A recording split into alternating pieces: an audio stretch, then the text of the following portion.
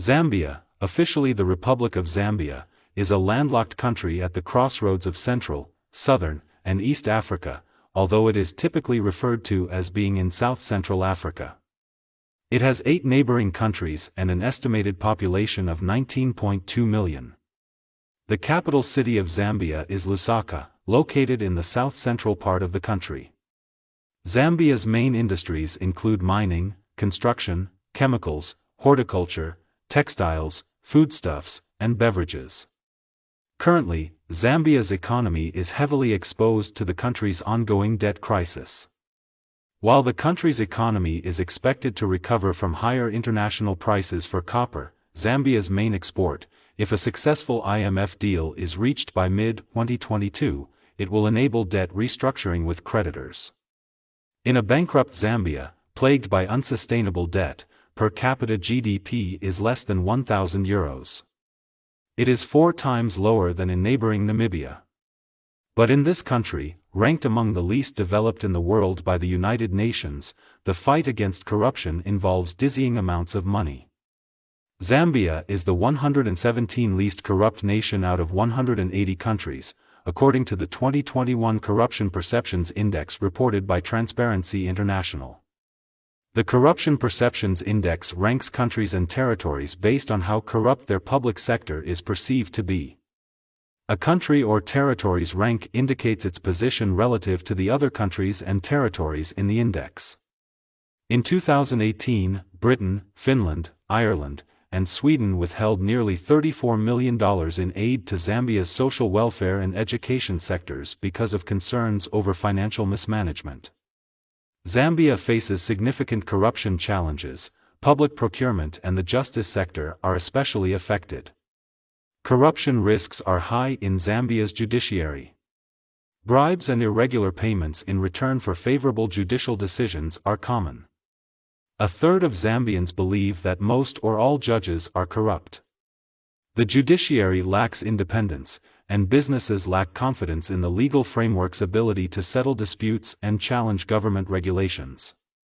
Many prosecutions and court decisions are perceived to be politically motivated.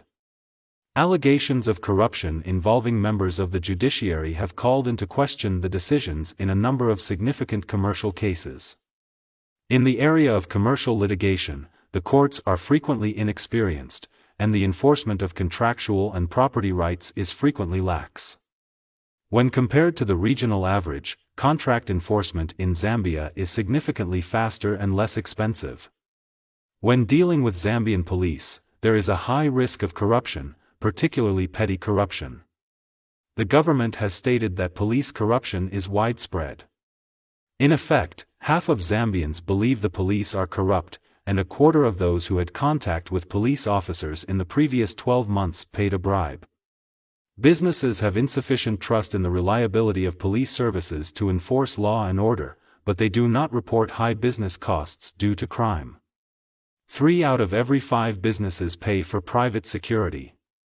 While civilian authorities maintain effective control over security services, police corruption is fueled by a high level of impunity. At roadblocks, cops frequently extort money and goods from motorists. Due to endemic levels of corruption, some have called for the disbandment of the current traffic police. Zambia's land administration is one of the country's most corrupted institutions. Property rights are generally well defined in urban areas, as opposed to rural areas, but their implementation is fraught with difficulties. Property rights are not well enforced in the courts, and court decisions can take a long time to be finalized. Land titles are occasionally challenged and retitled to another owner. There are allegations that people with political clout use their clout to engage in illegal land deals. The number of steps required to register property in Zambia is comparable to the regional average, but the time required is less than the regional average. Corruption is prevalent in the Zambian government procurement system, posing significant risks to companies operating in the sector. Bribes and irregular payments are common when businesses bid on public contracts, according to reports. Almost 1/3 of businesses say they intend to give gifts in order to win government contracts. Both the diversion of public funds and favoritism in the decisions of government officials are common. Fraud in the tendering process for government bids is widespread, and it frequently occurs during vendor selection, contracting, and maintenance. There is a lack of transparency and accountability, particularly in the final stages of the procurement process, which allows for significant manipulation.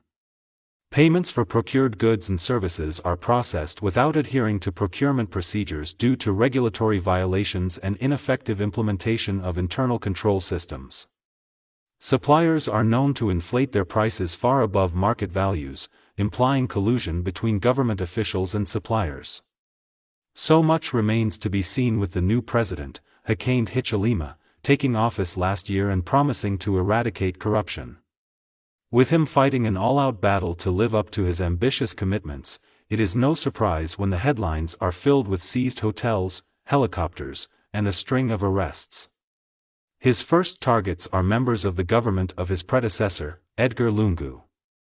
The former head of state is accused of having lost his way in heavy infrastructure projects by over-indebting the country. He was also at the head of a government riddled with serious corruption. This has, however, drawn criticism.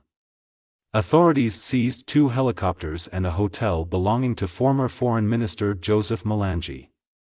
The purchase of these assets is suspected to have been financed with public funds. Mr. Malangi is accused of embezzling more than €8 million. Zambia is twice the size of Germany and yet has few paved roads. A multitude of investigations have been opened. The former head of the Postal Service is, for example, accused of stealing more than €18 million from a fund intended to support the fight against poverty. Also, over $3.8 million was found in cash during a search of the home of former national radio journalist Faith Musonda. With multitude of investigations going on, the new government's anti-corruption program faces criticism. It's yet to be seen how new regime tackles corruption in this sub-Saharan country. Thanks for watching. If you like this type of content, make sure you like the page and turn on the notification bell for more stories.